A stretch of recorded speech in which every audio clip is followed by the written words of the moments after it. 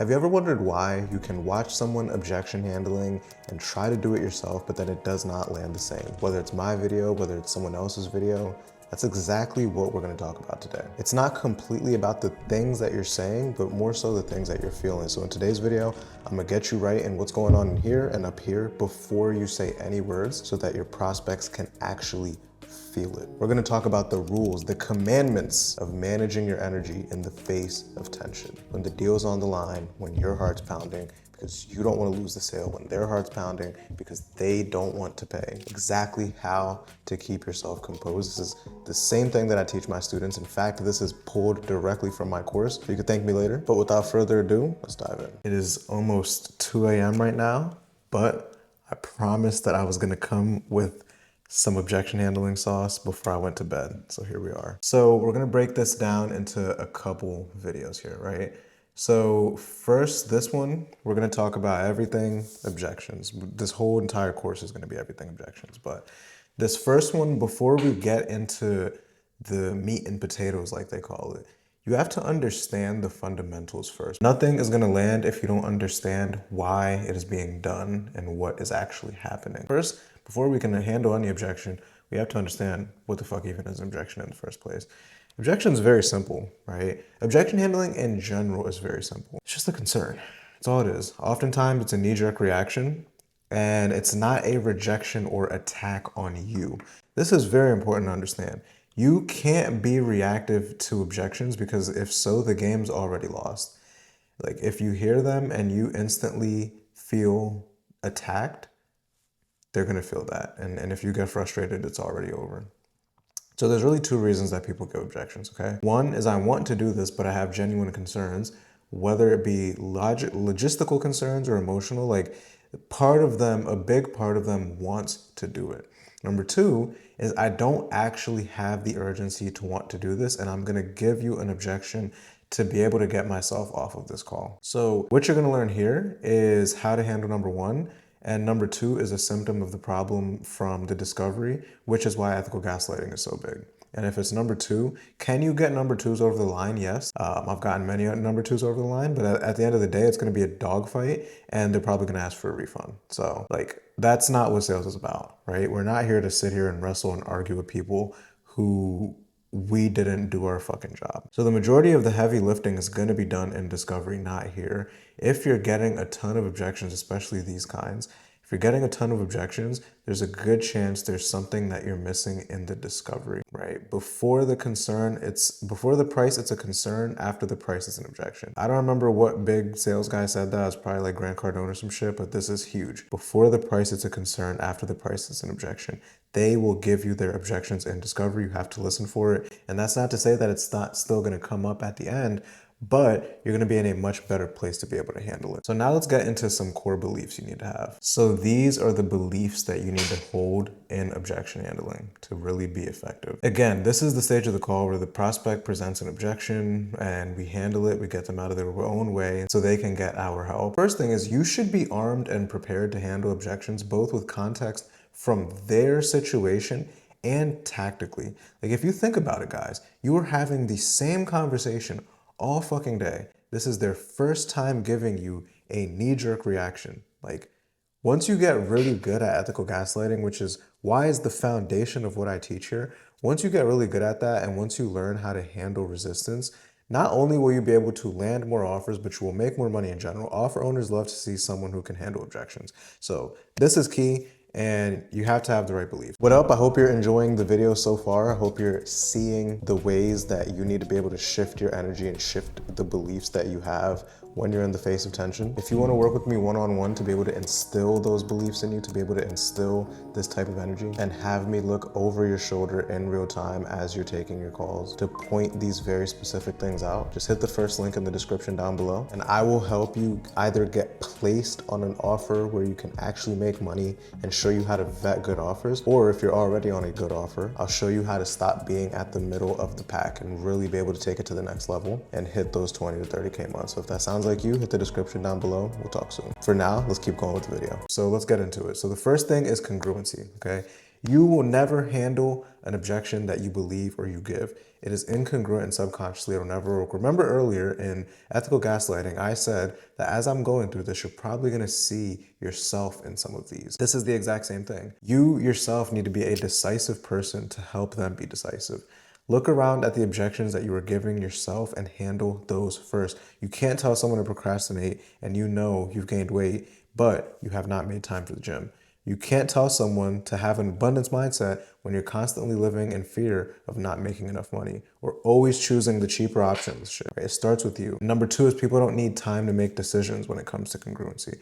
But again, you have to believe this. You have to believe that this person doesn't actually need time. See, the problem is sometimes closers will believe that. Maybe they do just need a day. Obviously, because that's what you're telling yourself. Outside of you telling yourself, you need to understand that people don't need time to make decisions. They need information, and if the information is in front of them, it's either a yes or a no. And if it's in between, it's because they're scared of making the wrong decision. If someone tells you no, if someone says straight up, I'm not doing this, like, that's a win because you got a decision. Next one is ethics. It is your moral duty to get this person out of their own way. They're not coming to you to get more information. They're coming to you because they have a problem that they have not been able to solve and they've been in their own way due to their decision-making process. It is not unethical to challenge them to commit. You know, this is another big thing that until closers understand this, that they hold on to is like, I feel bad pushing too hard. I don't want to be too pushy. I don't want to scare them away. I don't want to burn them.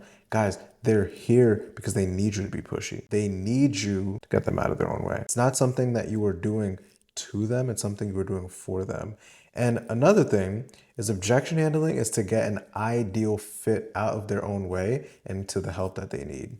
Objection handling is a way that we turn maybes into yeses, not no's into yeses. A no is a no. Straight up, if someone says, yeah, I'm not doing this, like, bro, tell them to have a good day and move on. We're not here to do some mental Jedi jujitsu to fucking turn their no into a yes. And then the last thing, which is very important, they are already nervous as fuck. It is up to you to be the confident leader. In order to be so, you need to know exactly where you are going with every question you ask. No question is in vain. No sentence is in vain. You know exactly why you're asking what you're asking. You know exactly where you're taking the conversation. You are calm. You are collected. You cannot both be nervous, guys. They are nervous because you're asking them for money. You're nervous because you may not get the deal and hit your projections. And I understand those nerves, but you have to let them be in the nervous seat and you cannot be in it. You have to be the calm, collected leader. The last foundational thing we're going to talk about is your energy management, because this is like, it sounds good in theory, but how do you actually manage your energy? How do you actually embody these beliefs on a call? That's the next video. Let's dive in. Okay, so now we're getting into the energy management rules. And if you're actually still watching this far and you haven't just skipped over onto the tactical shit like most average closers do, that in itself says a lot about you, because you know that it's not just a matter of fancy word tracks and shit that you just like spew out. I know you're probably eager to get there, but the difference between some cool reels that you see on Instagram and actually getting deals over the line is what happens beneath the surface. You can take what I say on my reels, on my YouTube videos. I show live calls, have live calls in this program. You can take that, but it won't land the same if you're not believing what I'm believing, if you're not feeling what I'm feeling in that moment, or at least close. And so now you understand what an objection fundamentally is. So let's get to the energy management rules. Number one, don't take it personal. An objection is not an attack on you. They're not saying, Nick, I don't like you, I don't want to do this. They're not attacking you. They're not rejecting you as a person. It probably sounds like some woo-woo therapy-like shit, but this is the first and most important rule in objection handling, because a lot of times we take rejection on sales calls personal because of unresolved issues from our past. Whether that be rejection from the opposite sex, right? Rejection from guys, rejection from girls, whether that be not feeling like you were enough for your parents, whatever it is, your nervous system instantly takes you back to that place and you feel like they're saying no to you. You have to internalize the fact that they're not saying no to you. In many ways, they're saying no to themselves. And your job is to shift the lens in which they see the world, but you can't do that if you feel like you're being attacked by their no. So I made this in red because of how important it is. Number 2, always expect the objection. I said earlier that you have to be a calm, collected, confident leader. That starts here. You have to expect the objection, right? I don't care how good the discovery was. By the end of the call, expect some kind of resistance. You're going to be in a much better place to handle it, right? In boxing, it's always the punch that you don't see that knocks you out. It's the same concept here. It's not the punch that you see flying at your face that drops you. It's the feint that you looked away and then you turn and then boom, socked your shit. Same thing here. One of the worst things you could do is think that because you had such a good call, there isn't going to be objections. Because as soon as they give you one, your frustration, you're going to be wearing it on your face. So expect that shit. All right, number 3, which adds on to number 2, is you are not allowed to get frustrated. This stage of the call is a game of inches. The minute you visibly show frustration, it's over. And also, remember what I said earlier, you have the same conversation all fucking day. This is their first time. You should be armed with the tactical skills and the context to be able to help that person out of their own way. You should be able to do that. So you're not allowed to get frustrated. You depend on your process, not even the outcome. Fuck the outcome. Whether they buy or not does not matter here. It's, did I get enough context? Did I have a good enough discovery to be able to get the context needed to help this person overcome their objection? If so, did I follow the steps of the framework to handle their objection? Did I use the context, and did I ultimately do what I could to help them out of their own way? That's the lens that you look at it through. And so you're not allowed to get frustrated. Like, what are you getting frustrated for? Because this person who's had limitations for years is having limitations again in front of you? This is your chance to get closer. Like in a relationship, you get closer through conflict, right? Through that first little argument, that first little fight. Y'all could have had the best discovery ever. This is where you get even closer, is how you can handle them during conflict. Not allowed to get frustrated. Number 4, lean back in your chair as soon as the price drops. This is a big body language thing that I always do, is as soon as I say the price, I just lean back, right? And if you watch any of my calls, you'll see me lean back like 90% of the time. And this helps you like literally be more relaxed and detached. When you drop it and you lean back and you're like, what are we doing, right? You got an objection for me? You got, like, if you've ever been on a sales call with me, sometimes I'll literally ask that. You got an objection for me? I'm ready for it.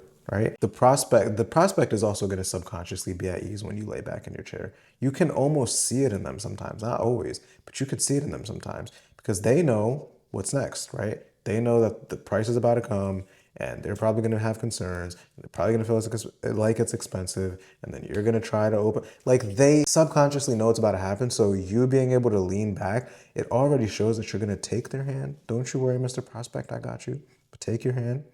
I'm gonna lead you to the promised land. So these are the 4 energy management rules that you have to follow to be able to handle any objection. You don't take it personal, you always expect it, you don't get frustrated, and you lean back in your chair as soon as you drop the price. Hope you enjoyed that, guys. Again, if you want that one-on-one support, hit that first link in the description down below. We will either get you placed on an offer where you can make good money and show you how to vet good offers, or if you're already in a solid place, we'll give you and equip you with the skill set to be able to last on that offer so you're not just the middle Pac-Man. So if you're ready to take it to the next level, hit that link in the description. If not, as always, I appreciate all of you. Make sure you like, comment, and subscribe. I'll see you in the next one. Peace.